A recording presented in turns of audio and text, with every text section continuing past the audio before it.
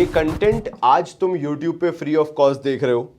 हम लोग डे 2 में हैं 20 डेज प्लेज के, और मैंने ग्रूमिंग गिव अप कर दी है। मेरी शक्ल से भी तुम्हें दिख रहा होगा।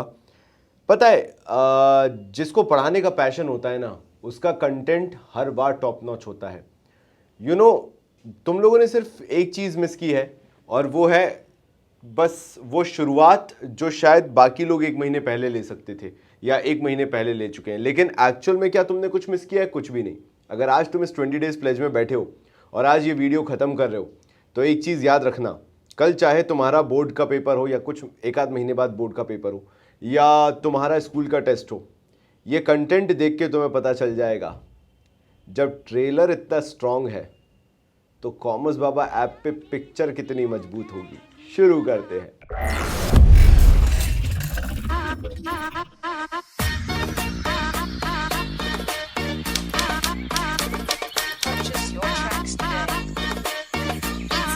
खाली बैठा ओपन इंस्टा देन स्क्रॉल किया, फोटो छाप के मीम पे कितनों को ट्रोल किया। पढ़ाई है बंद टेस्ट पहलाई बी ग्रेड, बस याद अपने को श्वेता की सीक्रेट। 12th में तो टॉप किया बट बर्बादी हो रही है, ये सोच के बुद्धि मेरी आधी हो रही है। देन नोटिस आए ओबी एग्जाम है अपने, ये मैम मेरा रैप मेरी भारी हो रही है। तो मेरे भाइयों, मैं पहले ये बता दूं तुम्हें कि अगर तुम्हें ये पूरा का पूरा content as a whole binge watch करना है तो तुम कॉमर्स बाबा ऐप पे जाकर स्टोर सेक्शन में हम्बल बंडल उठा सकते हो। तुम्हें उसके अंदर ये पूरा कंटेंट मिल जाएगा पूरा का पूरा बिंज वॉच करने के लिए, और तुम्हें इतने दिन वेट नहीं करना पड़ेगा। एंड साल भर ये कंटेंट हमेशा तुम्हारे साथ रहेगा। इन केस अगर तुम क्लास टेस्ट देने वाले बंदे हो और बार बार इंटरनेट खोल के देखना नहीं चाहते, वो कॉमर्स बाबा ऐप पे स्टोर सेक्शन पे हम्बल बंडल ले सकते हो।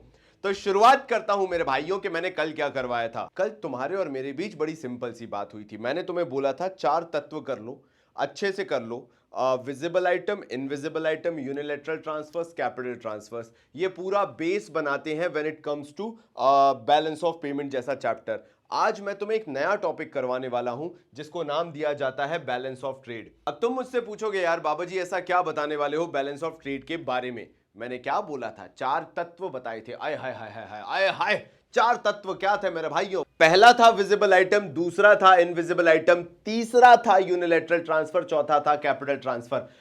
अपन वो चमत्कार हैं जिसके बाद किताब की जरूरत नहीं पड़ती। ये वीडियो दी एंड इससे बाहर से कछु नहीं आएगा, ये मैं माथे पे लिख के देने को तैयार हूं। खैर वो खोपड़िया होती है, बट बात मेरी समझो। यहां पे जब मैंने 4 कंपोनेंट तुम्हें बता दिए थे, उसमें से सबसे पहला कौन सा था? ससुरा कौन सा था बताइए? पहला था विजिबल आइटम। विजिबल आइटम में मैंने चीख मार के बोला था कि सिर्फ एक ही चीज आती है, और वो है, जी हां, हाँ, गुड्स। बिल्कुल सही कहा। ये जो गुड्स का व्यापार हमारा चलता है भारत देश का दूसरे देशों के साथ, वो गुड्स इसके अंदर लिया जाता है। यानी गुड्स टर्म आपको याद रखना बहुत ज्यादा जरूरी है। नाउ जब बैलेंस ऑफ ट्रेड की बात करते हैं तो बैलेंस ऑफ ट्रेड में 2 चीजें ली जाती हैं, एक तो एक्सपोर्ट ऑफ गुड्स और दूसरा इंपोर्ट ऑफ गुड्स। अब मैंने यहां पे गुड्स के नीचे जरा तुम ध्यान से देखो, बड़ा चौतरफा लाइन बनाई है, सिर्फ एक कारण से, ताकि गुड्स टर्म तुम्हें याद रह जाए। क्योंकि बोर्ड में या तुम कल के क्लास टेस्ट में अगर मार्क्स मिस करोगे तो सिर्फ एक रीजन से है, और वो ये है कि तुम्हें पता ही नहीं होगा कि भैया तुम्हें गुड्स टर्म भी लिखना था when it comes to balance of trade. So balance of trade is nothing but it is the difference between export of goods and import of goods. तो भैया एक्सपोर्ट ऑफ गुड्स मतलब भारत से जो goods बाहर बेचे जा रहे हैं, इंपोर्ट ऑफ गुड्स यानी बाहर से जो बेचकर भारत के अंदर गुड्स आ रहे हैं। इन दोनों का डिफरेंस बैलेंस ऑफ ट्रेड होता है। और आपको भी मालूम होगा कि भारत की तो हालत बुरी है, तो भारत इंपोर्ट ज्यादा करता है, एक्सपोर्ट कंपैरेटिवली उतना नहीं करता है ना। बात आगे कर लेते हैं ना, ज्यादा खोपचे में थोड़ी सी बात और कर लेते हैं। इतना ज्यादा डिटेल में क्यों ही जाएं, जब पेपर नहीं पूछता तो हम क्यों करेंगे। देखो भाई, बैलेंस ऑफ ट्रेड 2 प्रकार का हो सकता है, या तो भारत ज्यादा एक्सपोर्ट करे या तो भारत ज्यादा इंपोर्ट करे। अगर भारत ज्यादा एक्सपोर्ट करता है, इंपोर्ट कंपैरेटिवली कम करता है, जो कि कभी नहीं होता है, उस केस में सरप्लस कहलाता है, यानी सरप्लस बैलेंस ऑफ ट्रेड कहलाता है। और दूसरा होता है डेफिसिट बैलेंस ऑफ ट्रेड, जो कि एक्चुअल में भारत की कंडीशन है, भारत एक्सपोर्ट कम करता है, that means export is comparatively lesser than the imports. मैंने दोनों के अंदर अगेन हाईलाइट करके रखा है, you have to write goods. Goods नहीं लिखोगे मार्क्स नहीं मिलेंगे। अब मेरे भाइयों, तुम मेरे से पूछोगे, लाइक मैं पूरा सीन में आ चुका हूं, अभी यहाँ फील्ड में आ चुका हूं। अब तुम मुझसे बोलोगे बाबा जी और डिफरेंस बिटवीन याद करने पड़ते हैं, आपको क्या पता कितनी मेहनतें करने पड़ती हैं। मैंने पिछले साल तक के 20 डेज प्लेज में डिफरेंस बिटवीन सिखाए हैं। मैं इस साल तो और ही बड़ा चमत्कार कर रहा हूं, मैं तुम्हें डिफरेंस बिटवीन भी याद नहीं करने दूंगा। क्योंकि अगर तुम मेरे पे भरोसा करके आए हो और अगर 20 डेज प्लेज ये भारत की सबसे बड़ी सीरीज है तो फिर मेरा मतलब ही क्या अगर तुम्हें खुद से याद करना पड़े तो मेरे भाइयों जरा यहाँ पे कुछ पॉइंट्स लिखे देखिएगा। मैंने यहाँ से सेकंड नंबर से चालू किया है। देखो एक तो मैं मैथ्स में कमजोर, तो मैंने वैसे ही गिनती भूलने वाला सीन था, तो मैंने कहा क्यों ना यहीं से समझाना चालू करूं। नंबर 1 यही था कि balance of trade is a difference between export of goods and import of goods. Goods goods goods goods goods goods याद रख लेना वरना दिक्कत में फंस जाओगे। दूसरा वाला पॉइंट कहता है कि इसके अंदर हम सिर्फ विजिबल आइटम्स लेते हैं। वो तो तुम्हें भी पता है, वो तो मुझे भी पता है, वो तो मैंने उस वाले कैमरे में देख के बोला भी था कि yes it is all about visible items only. हम इसके अंदर सिर्फ पहला वाला आइटम लेते हैं जिसके अंदर गुड्स आते हैं, ना इनविजिबल ले रहे हैं, ना यूनिलेटरल ले रहे हैं, ना कैपिटल ट्रांसफर्स ले रहे हैं। ये होता है कल की क्लास अच्छे से अटेंड करने पे। आगे बढ़ते हैं। No capital transactions. ऑब्वियसली जब विजिबल ले रहे हैं तो इनविजिबल नहीं ले रहे ना, यूनिलेटरल नहीं ले रहे। हाँ भैया कैपिटल ट्रांसफर भी नहीं ले रहे। तुम डिफरेंस में ये लिखोगे, मैंने तुम्हें वही सिखा दिया। उसके बाद नैरो कंसेप्ट है। ऑब्वियसली 4 चीजें आती हैं। बहुत क्रिंज एक्टिंग कर रहा हूं बट थोड़ा सा झेल लो। 4 चीजें आती हैं, visible item, invisible item, unilateral transfer, capital transfer. अगर सिर्फ एक ही लोगे, सिर्फ विजिबल आइटम ही लोगे, अबे तो सीधी सी बात है, तब तो फिर सीधे सीधे नैरो कंसेप्ट ही हो जाएगा ना। 4 में से सिर्फ एक उठा के ले रहे हो तो वाइडर कब होता है? जब सब आ जाए। नैरो कब होता है? जब एक आदि कछुआ आ जाए। तो सीधी सी बात है। तुम्हें डिफरेंस बिटवीन भी याद हो गया? ओ शिट मेरे भाई, चलो एक बार फिर से रिवाइज कर लेते हैं। जय भाव सर। मेरा इतनी कट रहा है ना, ज्यादा तो नहीं कट रहा क्योंकि इन लोगों का बहुत कट के आया साल भर से। तो चलो मेरे भाइयों थोड़ा सा बात कर लेते हैं। विजिबल आइटम्स, इनविजिबल आइटम्स, फलाना ढिमका, ये सारी चीजें तो याद रखने वाली है, लेकिन अब मेरी बात अगर तुम सुनोगे तो तुम्हें एक बार में पूरा डिफरेंस बिटवीन याद हो जाएगा। पहली चीज, balance of trade is the difference between export of goods and import of goods. दूसरी चीज, balance of trade is actually based on visible items. तीसरी चीज, इसके अंदर कैपिटल रिसीट्स नहीं आती है। चौथी चीज, मेरे को सुनाई नहीं दिया। अच्छा जोर से बोलो, जय माता दी मत बोलना, जोर से बोलो। जी हाँ बिल्कुल बिल्कुल सही बोल रहे हो। हाँ बिल्कुल सही बोल रहे हो। ये एक नैरो कंसेप्ट है और नैरो कंसेप्ट होने का भी एक बहुत बड़ा रीजन है कि यार इसके अंदर सिर्फ एक ही चीज आती है, बाकी सारी चीजें छूट जाती है। अब यार बाबा जी आपने एक डिफरेंस बिटवीन नहीं करवाया, आपने ये चीज तो हमारी भुलवाई दी। एक बहुत इंपॉर्टेंट चीज थी जो आपको बताना बहुत ज्यादा जरूरी थी। मैं जानता हूं, लेकिन मैंने सोचा पहले तुम्हारे कंसेप्ट तो बना दूं, फिर उसके बाद बात करें। चलो पहले मैं तुमसे 1 to 1 बात करूंगा, उसके बाद मैं बोर्ड पे जाऊंगा। देखो यार, बैलेंस ऑफ ट्रेड के अंदर एक चीज आती है, क्योंकि तुमने कल के कंसेप्ट स्ट्रॉन्ग किए थे इसलिए आज पता है। वो एक चीज क्या आती है? विजिबल आइटम्स आते हैं। बाकी 3 चीजें नहीं आती हैं। तो ये मान के चलते हैं कि चलो हाइपोथेटिकली ले लो, मतलब मान लो कि जो ये हमारा विजिबल आइटम था ये चला गया है, मान लो -100 करोड़ चला गया है। बाकी जो इनविजिबल आइटम्स थे, माफी चाहूंगा वी बहुत गंदा बनाया था, इनविजिबल आइटम है वो +200 चल रहा है, कोई दिक्कत नहीं है। उसके बाद यूनिलेटरल जो है वो भी +200 चल रहा है, और जो लास्ट में कैपिटल ट्रांसफर्स आते हैं वो भी +200 चल रहे हैं। तो देखो अब होता क्या है, इकोनॉमिक्स में ये लोग क्या है, होशियार बनते हैं। हम 1.5 होशियार बनेंगे। जब भी नेगेटिव आए वो कहते हैं फेवर में नहीं है, ये तो नेगेटिव है, यानी ये अनफेवरेबल है। ठीक है, जब भी पॉजिटिव में आए तो ये फेवरेबल है। ध्यान से सुन रहे हो कि नहीं सुन रहे हो? तो जब मैंने इतना बोल दिया तो एक और शब्द सुनना, जे अंग्रेजी माध्यम लोगों का काला जादू है और जे हर किसी को नहीं आता, मेरे को भी नहीं आता था, तो मैंने तो अपनी हिंदी माध्यम वाली टेक्निक अपना ही सुनना। इन्होंने क्या कहा कि अगर मान लो विजिबल आइटम होता है बैलेंस ऑफ ट्रेड, और ये चारों मिला के विजिबल, इनविजिबल, यूनिलेटरल, कैपिटल मिला के होता है बैलेंस ऑफ पेमेंट। तो उन्होंने ये कहा कि अगर बैलेंस ऑफ ट्रेड अनफेवरेबल भी है, अगर ये -100 भी है, तो ये मैनेज किया जा सकता है फेवरेबल बैलेंस ऑफ पेमेंट से। मतलब मैनेज किया जाता है, मतलब बैलेंस ऑफ पेमेंट टोटलिटी को पॉजिटिव बना देगा। कैसे? 200 + 200 + 200 600 है, 600 -100 भी कर दूंगा तो मेरा आंसर +500 आएगा। यानी अनफेवरेबल बैलेंस ऑफ ट्रेड अगर है भी, इट कैन बी मैनेज्ड, मतलब इसको एडजस्ट किया जा सकता है फेवरेबल बैलेंस ऑफ पेमेंट के साथ। मतलब एक और तरीके से, अगर बैलेंस ऑफ ट्रेड में लॉस भी हो रहा हो तो पूरे भारतवर्ष को, जहां दिवाली मनाई जाती है, पूरे भारतवर्ष को पॉजिटिव नेचर में लेके आया जा सकता है, फेवर में लेके आया जा सकता है, अच्छी अच्छी बातें करवाई जा सकती है, अगर फेवरेबल बैलेंस ऑफ पेमेंट मेरे पास अवेलेबल हो। क्योंकि बैलेंस ऑफ पेमेंट में तो ये चारों चीजें ही आती हैं, तो अगर मैं बाकी 3 चीजों को भी लेके चलता हूं तो okay, answer is coming into positive, so this can be reimbursed through favourable balance of payment. But other way around नहीं है। अगर मैं इसको फेवर में कर दूं मान लो, ठीक है, और इन सबको मैं माइनस में कर दूं, जरा ध्यान से देखो, सिर्फ एक ही प्लस है, यानी ये हो गया favourable, balance of trade is now favourable, और ये हो गया अनफेवरेबल। तो क्या ऐसा हो सकता है, क्या अनफेवरेबल बैलेंस ऑफ पेमेंट जो है unfavourable minus minus minus minus 600 जो है, क्या वो फेवरेबल बैलेंस ऑफ ट्रेड के थ्रू एडजस्ट हो सकता है? जी नहीं, बिल्कुल नहीं, करके देख लो ना।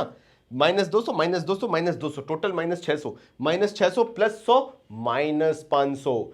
तो एक लाइन है, मैं लिख देता हूं और तुम बताना तुम्हें समझ में आ रही है कि नहीं, अपन डिस्कस कर लेते हैं। लिख दिया सिंपल तरीके से कि अगर अनफेवरेबल बैलेंस ऑफ ट्रेड भी है, चार में से अगर एक भी माइनस में है कोई चीज, तो वो बाकी फेवरेबल बैलेंस ऑफ पेमेंट के थ्रू मेट हो सकता है, क्योंकि बाकी तीन चीजें पॉजिटिव थी, तो आंसर पॉजिटिव आ सकता है। लेकिन उल्टा नहीं है, but unfavourable balance of payment can not be met with favourable balance of trade. अगर बैलेंस ऑफ ट्रेड फेवरेबल भी है तो उससे बैलेंस ऑफ पेमेंट पॉजिटिव नहीं होगा, बिकॉज बैलेंस ऑफ पेमेंट के अंदर बैलेंस ऑफ ट्रेड भी आता है, उसके कारण भी बैलेंस ऑफ पेमेंट नेगेटिव ही जा रहा है। तो बैलेंस ऑफ ट्रेड के पॉजिटिव होने से बैलेंस ऑफ पेमेंट पे कोई फर्क नहीं पड़ा, बिकॉज बाकी तीन चीजें नेगेटिव जा रही थी, तभी तो बैलेंस ऑफ पेमेंट टोटलिटी में नेगेटिव में गया। देख रहे हो इतना दिमाग चलने लगा है तुम्हारा। नेक्स्ट टॉपिक पे बढ़ता हूं मैं। देखो, मैं जानता हूं तुम्हारी मक्कारी नेक्स्ट लेवल रहती है। मैं एक आखिरी बार तुम्हारे साथ हाइड एंड सीक खेल रहा हूं, तुम वहां पे बैठ के मुस्कुरा रहे होगे या मेरी दाढ़ी देख रहे होगे, इतनी अच्छी कैसे आती है मुझे भी नहीं पता। तो सोच रहा हूं कि एक बार और ये खेल लें दौड़ भाग, ताकि बैलेंस ऑफ ट्रेड ओरली हो जाए। तो चलो शुरुआत करते हैं। Balance of trade, it is the difference between export of goods and import of goods, ये याद रखना है। दूसरी चीज, balance of trade is a visible item, सिर्फ इसके अंदर हम गुड्स लेते हैं। तीसरी चीज इसके अंदर आता है, कोई भी कैपिटल ट्रांसफर्स इसके अंदर नहीं लिए जाते हैं, मतलब नॉर्मल गुड्स लिए जाते हैं, दैट मीन्स कैपिटल नहीं लिया जाता है।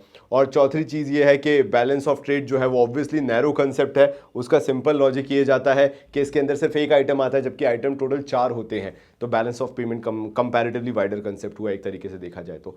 और लास्ट पॉइंट ये आता था इसके अंदर, जो मैंने तुम्हें याद करा है थोड़ा सा याद नहीं यार, अच्छा वो फेवर अनफेवर वाला था क्या? हाँ, अगर बैलेंस ऑफ ट्रेड अनफेवरेबल होगा तो वो फेवरेबल बैलेंस ऑफ पेमेंट के थ्रू एडजस्ट हो जाएगा, मेट हो जाएगा, क्योंकि बैलेंस ऑफ पेमेंट के अंदर कंपैरेटिवली ज्यादा चीजें हैं। बट वाइस वर्सा उल्टा नहीं होगा। इसका मतलब ये बोल देता हूं, मुझे मालूम है तुम मुझसे उम्मीद कर रहे होगे कि अगर मान लो अनफेवरेबल बैलेंस ऑफ पेमेंट है तो वो फेवरेबल बैलेंस ऑफ ट्रेड से मेट नहीं किया जा सकता, इसलिए बैलेंस ऑफ ट्रेड कंपैरेटिवली छोटा फिगर है। अब आगे बढ़ते हैं। मेरे 4 अनमोल रतन, मुझे मालूम है मैं एक ही चीज तुमसे बार बार रिपीट करके बोलता हूं और तुम भी परेशान हो, लेकिन मैं क्या करूं जब ये चैप्टर कुछ और देता ही नहीं है। जब बाकी लोग गधे की तरह लगे होंगे, घसट रहे होंगे, तो तुम्हें पता है कि क्या करना है। देखो मेरे भाइयों, हुआ क्या, ये मान लेते हैं दिल्ली में झगड़ा हुआ, ठीक है, एक बहुत शानदार तरीके से झगड़ा हुआ, तो क्या हुआ, विभाजन हो गया। अब मैं तुम्हें 4 चीजें सिखाई चुका हूं, visible item, invisible item, unilateral transfers, capital transfers. तो चलो इनका नामकरण कर लेते हैं और कुछ नए फ्लेवर में पढ़ाई कर लेते हैं। देखो मेरे भाइयों, जब ये झगड़ा हुआ तो एक बना करंट अकाउंट, एक बना कैपिटल अकाउंट। ये दोनों अलग अलग टाइप से विभाजित हो गए। करंट अकाउंट की टीम में आए all the transactions relating to, मतलब इसके अंदर कौन कौन से सब पार्ट हो गए, visible item, invisible item, unilateral transfer, ठीक है। अब जरा ध्यान से सुनना, जे है साउथ दिल्ली गर्ल्स, जे अलग ही रहती हैं, इनका एटीट्यूड ही अलग है। यहां पे सारे लोग हो गए, इनका एटीट्यूड अलग बने हुए हैं। फिर तुम पूछोगे जे का है, अबे तो जे नोएडा है, जिसको दिल्ली नहीं बन सकता लेकिन फिर भी उसको दिल्ली बनना है। तुम समझ, तकलीफ समझ रहे हो, it is not Delhi but इनको इनके साथ पार्टिसिपेट करना है। तो जे रहा पूरा Delhi including Noida, and that is south Delhi girls, which don't think so के वो अपने आप को दिल्ली का परे मानते, परा मानते, जो भी मानते, they think like they are from Switzerland actually. तो मेरे भाइयों बात सिंपल सी है, यहां पे तुम्हें विभाजन 2 तरीके से करना पड़ेगा। पहला वाला जो है, फिर से 4 वाला करेंगे अपन, पार्टीशन 4 वाले करेंगे, विजिबल, इनविजिबल और यूनिलैटरल। ये आ जाएगा किसके अंदर, करंट अकाउंट के अंदर, बिकॉज ये रेगुलरिटी बेसिस पे रहते हैं। तुम्हें विजिबल आइटम को बार बार नहीं करना, क्योंकि मैं तुम्हें चीख मार के चिल्ला के बता चुका हूं कि गुड्स होते हैं। तुम्हें इनविजिबल नहीं करना, बैंकिंग, इंश्योरेंस, शिपिंग होते हैं, तुम्हें वो भी पता है। यूनिलैटरल तुम्हें पता है, वन वे ट्रांजेक्शन होते हैं, उसको भी कहीं से भी बार बार याद नहीं करना है। तो फिर जे का है बे। देखो मेरे भाइयों, क्या होगा, income receipts and payments to and from abroad. अब होता क्या है, आप चाहे बाहर से लोन उठा लो, चाहे बाहर वालों को लोन दे दो, चाहे बाहर आपका कोई एसेट हो या बाहर वालों का इंडिया में कोई एसेट हो, बिल्डिंग वगैरह कुछ हो, तो उससे बहुत सारी इनकम्स होती रहती हैं। फॉर एग्जांपल आपने बाहर इन्वेस्टमेंट करके रखा है शेयर्स वगैरह में, तो वहां से डिविडेंड वगैरह आ रहा है, प्रॉफिट्स वगैरह आ रहे हैं, कहीं बिजनेस खोल रखा है उसके प्रॉफिट्स आ रहे हैं, इनकम्स अलग अलग सोर्सेज से आ रही हैं यार, मतलब दिस इज इनकम बेसिकली। या यहां से पेमेंट्स जा रहे हो बाहर के लिए, तो ये सारी चीजें income and receipts to and from abroad में आता है। ये नेशनल इनकम चैप्टर में भी मैं और ज्यादा एक्सप्लेन करूंगा, बट तुम सिंपल सी बात याद रखो, अगर तुम्हारा बाहर घर है, अरे अच्छा चलो मैं सिंपल बता देता हूं, बाहर से तुम्हें क्या क्या मिल सकता है। 4 तरह के होते हैं, land, labour, capital and entrepreneurship. जो अगर प्रॉपर्टी होती है यानी लैंड होता है तो तुम उससे बाहर से रेंट कमा रहे होगे, अगर तुम लेबर हो या सर्विसेज रेंडर कर रहे हो तो सैलरी वेजेस कमा रहे होगे, अगर तुम्हारा कुछ तुमने पैसा दे के रखा है तो उस पर इंटरेस्ट कमा रहे होगे, या तुम्हारा बिजनेस है तो तुम प्रॉफिट कमा रहे होगे। तो ये 4 चीजें कमा रहे होगे, या इंडिया से ये 4 चीजें बाहर जा रही होंगी अगर कोई यहां पे अपने आप को एस्टेब्लिश करके बैठा हुआ है तो। सो इनकम रिसीट्स यानी बाहर से जो कमा रहे हैं लैंड, लेबर, कैपिटल, एंटरप्रेन्योरशिप के थ्रू, या इंडिया से बाहर ले जाके कोई कमा रहा है पैसा, इंडिया से लेके जा रहा है obviously through land, labour, capital and entrepreneurship, ये भी करंट अकाउंट के अंदर आ जाता है। इसके अंदर वो सारे ट्रांजैक्शंस आते हैं जो रेगुलरिटी में होते हैं और बेसिकली इन 3 चीजों से रिलेटेड होते हैं, बाकी तो उनकी इनकम एंड रिसीट्स ही हैं। और मेरे भाइयों ध्यान दीजिएगा, यहां पे जब मैंने लिखा कैपिटल अकाउंट, तो कैपिटल अकाउंट के अंदर इतना ज्यादा कुछ नहीं करना है तुम्हें। कैपिटल अकाउंट के अंदर याद रखो यहां पे क्या होगा, या तो तुम्हारे एसेट्स बढ़ रहे होंगे, ध्यान दीजिएगा, या एसेट्स कम हो रहे होंगे, इससे ज्यादा कुछ नहीं होगा, या तो तुम्हारी लायबिलिटीज बढ़ रही होंगी या फिर लायबिलिटीज कम हो रही होंगी। तो आंसर क्या लिखोगे, तुम मुझसे पूछोगे भैया any transaction that leads to change in assets and liabilities. फिर से बोल देते हैं, अंग्रेजी में बोला जाए तो any transaction that leads in change in assets and liabilities of a resident और the government of the country. यानी 2 चीजों का भैया, या तो रेसिडेंट का या तो भारत सरकार में अगर कोई भी उनके एसेट्स और लायबिलिटीज में चेंज आता है ट्रांजैक्शंस के कारण, तो वो capital account south Delhi girls भाई हो गया काम। यहां पे आगे बढ़ते हैं। मुझे बड़ा दुख हो रहा है कि तुम मुझसे ये पूछोगे कि बाबा जी आपने कंपोनेंट्स ऑफ करंट अकाउंट तो करवाए नहीं, क्योंकि नेक्स्ट टॉपिक मैं सीधे बोलने वाला हूं कंपोनेंट्स ऑफ कैपिटल अकाउंट। मेरे भाइयों मैं करवा चुका हूं, डे 1 में जाके देखो, मैंने सारे कंपोनेंट्स एक्सप्लेन किए थे। और वो जो अलग सा ये नोएडा वाला सिस्टम था ना, इनकम रिसीट्स और payments to and from abroad वाला जो था, वो मैंने अब भी 2 मिनट पहले समझाया। यानी मैं एक्सप्लेनेशन पूरा दे चुका हूँ, तुम्हारे पास ऐसा कुछ भी नहीं है जो एक्सप्लेनेशन में नहीं है। आगे बढ़ते हैं क्योंकि अब मैं पढ़ाने वाला हूँ कंपोनेंट्स ऑफ कैपिटल अकाउंट। पता है मैं तुम्हें है ना धीरे धीरे सब चीज़ें तुम्हारे सबकॉन्शियस माइंड में डालता जा रहा हूँ, और 90% लाने का यही सीक्रेट फॉर्मूला है। अब जब मैं तुमसे कंपोनेंट्स डिस्कस करने वाला हूँ ना कैपिटल अकाउंट के, तो 4 पॉइंट्स पे तुमने अगर ध्यान दे दिया ना, सिर्फ 4 पॉइंट्स पे तुम पूरी अंग्रेजी लिख दोगे इकोनॉमिक्स की, और तुम्हें पता भी नहीं चलेगा कि तुम्हें टेक्निकल टर्म्स याद करना आता है। यार तुम्हें साल भर जो टीचर बोलती थी तुम्हें टेक्निकल टर्म्स यूज करना है, टेक्निकल टर्म्स यूज करना है, तुम्हें तो आता था, बस तुम्हें पता नहीं था। शुरू करते हैं। तुम मेरे भाइयों अगर तुमने ये कुछ टेक्निकल टर्म्स याद रख लिए ना, तो तुम्हारा ये पूरा चैप्टर हो जाएगा, क्योंकि इसके बाहर से कुछ नहीं आने वाला। अब देखो मैं तुम्हें यूज करना सिखाता हूं। यहां पे अगर तुम देखो तो borrowing and lending to and from abroad, ये हमारा पहला का पहला कंपोनेंट ऑफ कैपिटल अकाउंट है। सुनना मेरी बात ध्यान से, इसके अंदर है क्या, या तो भारत बोरो करेगा अमेरिका जैसे देश से, या अमेरिका बोरो करेगा भारत जैसे देश से। यानी अगर हम बोरो करते हैं तो वो बोरोइंग्स कहलाएगी, और अगर हम अमेरिका को लोन देते हैं तो वो लेंडिंग कहलाएगी। अब इसके अंदर जरा टेक्निकल टर्म्स का यूसेज सुनो, जरा ध्यान देना। अब भारत के अंदर 2 ही लोग कर सकते हैं ये काम, यानी पहला तो नॉर्मल रेसिडेंट, जो कि अक्सर प्राइवेट सेक्टर से डिनोट किया जाता है। तो या तो आपकी बुक्स में नॉर्मल रेसिडेंट दिया होगा, या तो प्राइवेट सेक्टर दिया होगा, उसके अलावा कुछ दिया हो सकता है तो भारत सरकार दिया हो सकता है। सो भैया ऑल द ट्रांजैक्शंस जिसके अंदर या तो नॉर्मल रेसिडेंट या तो गवर्नमेंट जो है वो बोरो कर रही है उसके तहत, यानी हम लोन ले रहे हैं अमेरिका से, उस केस में आप भी जानते हो कि पैसा आ रहा है तो भैया वो पॉजिटिव साइड पे आएगा, क्योंकि पैसा तो आया है। अब पॉजिटिव साइड पे आएगा तो आप उसको क्या लिखोगे भैया कि क्रेडिट साइड आया है। जे मैंने बहुत अच्छे से बताया था पहली क्लास में, तो क्रेडिट साइड लिख दोगे। और ऑब्वियसली यार ये तो आप भी जानते हो और मैंने शुरुआत से बताया है और मैं हमेशा बताते आया हूं कि इसके अंदर जब पैसा आएगा तो फॉरेन करेंसी में आएगा, यानी फॉरेन एक्सचेंज में आएगा। अगेन सम अप कर लें, भारत ने बोरो किया, बोरो कहां से किया, अमेरिका से किया। अमेरिका से अगर भारत ने बोरो किया तो भारत के अंदर कौन प्राणी बोरो करेंगे, तो पहला आ जाता है नॉर्मल रेसिडेंट। नॉर्मल रेसिडेंट का मतलब हो जाता है प्राइवेट सेक्टर, प्राइवेट सेक्टर के साथ साथ भारत सरकार। जब हम बोरो करेंगे तो भारत में पैसा आएगा, और भारत में पैसा आएगा तो प्लस में कहलाएगा, और अगर प्लस में कहलाएगा तो प्लस को बोला जाता है ह्यूमैनिटीज के प्राणियों credit side, credit side, credit side. लिख दिया अपन ने क्रेडिट साइड। और ये लास्ट में जो मैं बता चुका हूं कि जब भी पैसा आता है फॉरेन एक्सचेंज में आता है तो फॉरेन एक्सचेंज भी लिख देना। ये जोड़ के इज ए एन दा लगा के छाप दो, पूरे मार्क्स मिल जाएंगे। दूसरी चीज, क्या होगा जब नॉर्मल रेसिडेंट यानी प्राइवेट सेक्टर या भारत सरकार लैंडिंग करेगी यानी बाहर अमेरिका को पैसा देगी, तो भैया उसके केस में भी बड़ा सिंपल सा है। देखो जरा ध्यान से, उस केस में भारत से पैसा जा रहा है, मतलब वो नेगेटिव साइड पे आएगा। अब मैंने नेगेटिव तुम्हारे एग्जाम्स के लिए छोड़ के रखा है कि तुम्हें भी तो पता हो, अगर पॉजिटिव को क्रेडिट कहते हो तो नेगेटिव को क्या कहते हैं? वाह शाबाश मेरे पुत्र, वाह वाह। क्या कहते हैं? अच्छा, डेबिट साइड कहते हैं, क्या बात है।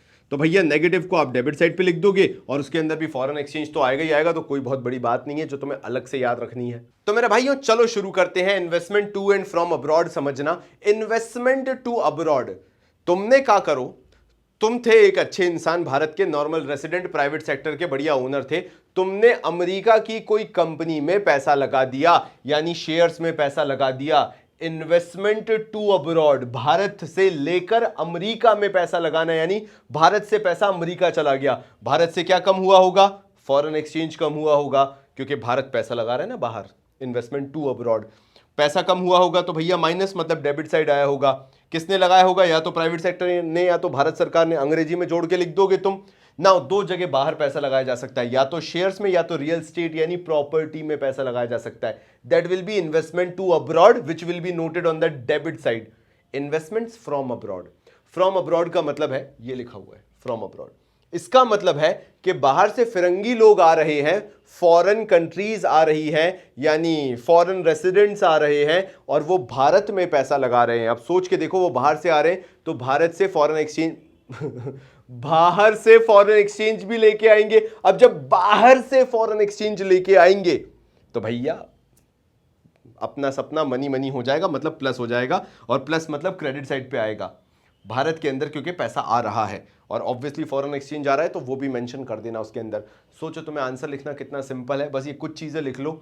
इस वाले में शेयर्स और रियल स्टेट एक टर्म याद रखना है, इसके थ्रू अगर पैसा आ रहा है, डेबिट क्रेडिट लिख के फॉरेन एक्सचेंज लिख देना, आंसर पूरा खत्म, तुम्हें पूरे मार्क्स मिल जाएंगे, क्या ही टेंशन है। उसके बाद तुम ये टॉपिक देख रहे हो, ये मैं पूरा मिटाने के बाद समझाऊंगा। ये जब तुमने पूरा कर लिया होगा मेरे साथ, इसके बाद मैं इसको अलग से समझाऊंगा ताकि तुम्हारी खोपड़ियां ना घूमे। चलो फॉरेन एक्सचेंज रिजर्व की बात करता हूं। फॉरेन एक्सचेंज रिजर्व में दो चीजें हो सकती हैं। पहली चीज, फॉरेन एक्सचेंज रिजर्व में पैसा ऐड ऑन किया जा रहा हो, या दूसरी चीज, बड़ी सिंपल सी चीज, फॉरेन एक्सचेंज रिजर्व से पैसा निकाला जा रहा हो। नाउ कभी भी कोई तुम्हें अगर नहीं समझा पाए तो जरा एक चीज ध्यान देना, फॉरेन एक्सचेंज रिजर्व का मतलब होता है मेनली जो हमारा आरबीआई है वो डॉलर रिजर्व के अंदर रखता है, यानी डॉलर सेव करके रखता है। अब बात ध्यान से सुनना, दो चीजें हो सकती हैं, या तो ये डॉलर को लो और फॉरेन मार्केट में बेच दो, सेल कर दो। अगर तुम ऐसा करते हो, डॉलर को फॉरेन मार्केट में सेल करते हो, तो डॉलर के बदले तुम क्या मंगवाओगे भैया? रुपया मंगवाओगे, यानी उससे इनफ्लो होगा एक तरीके से और तुम उसे पॉजिटिव साइड रिकॉर्ड करोगे। यहां से देख लो पूरी line, any withdrawal from reserve positive side आता है। तो ये कंफ्यूजन होती है कि डॉलर निकाल लिया, मार्केट में बेच दिया, तो पॉजिटिव साइड क्यों आ रहा है? सिंपल रीजन, बिकॉज अगर आपने उसे सेल किया है तो उसके बदले में आपको एक्सचेंज में रुपया मिला होगा, इसलिए आप उसको ऐसे रिकॉर्ड करोगे। नाउ दूसरी चीज आती है, any addition to the reserve is on the negative side. Now addition is on the negative side because जब आप इसको बाय करोगे तो इसके लिए आपको रुपया गिव अप करना पड़ेगा। मैंने बाय लिख दिया। जब आप इसको बाय करोगे तो आपको क्या करना पड़ेगा? मार्केट से जब भी बाय कर रहे हो तो आपको अपने पास से जेब से रुपया खर्च करना पड़ेगा, तब आप ये डॉलर बाय करोगे। एंड बिकॉज योर करेंसी और your money is going out, इसलिए आपको उसको नेगेटिव साइड रिकॉर्ड करना है। ये आज का होमवर्क है कि पॉजिटिव साइड किसको कहते हैं और नेगेटिव साइड किसको कहते हैं। वैसे मैं बता देता हूं, क्रेडिट है और डेबिट है, क्योंकि आधे लोग दिमाग बंद करके बैठे होंगे और उनने स्किप करके देखा होगा। बाकी पीछे जाके देख लेना, पता चल जाए क्रेडिट और डेबिट क्यों कहते हैं। ना एक और चीज़ जो एमसीक्यू में अधिकतर गलती होती है और कुछ महान आत्माएं बैठ के एमसीक्यूज के लिए अलग प्रिपरेशन करते हैं, उनके लिए ये चीज़ है, याद रखना जब भी components of balance of payment के अंदर कंपोनेंट्स ऑफ कैपिटल अकाउंट आएगा तो उसके अंदर पॉइंट फॉरेन एक्सचेंज रिजर्व नहीं है, उसके अंदर पॉइंट है change in foreign exchange reserve. यानी याद रखना, foreign exchange reserve is not a part of capital account या components of capital account. Actually change in foreign exchange reserve is the part of capital account या components of capital account. और अगर ये छोटी सी चीज ध्यान नहीं रखी तो बोर्ड में वो जो 1-2 मार्क कटते हैं ना, अंदर से बुरा लगता है, समझ, अंदर से बुरा।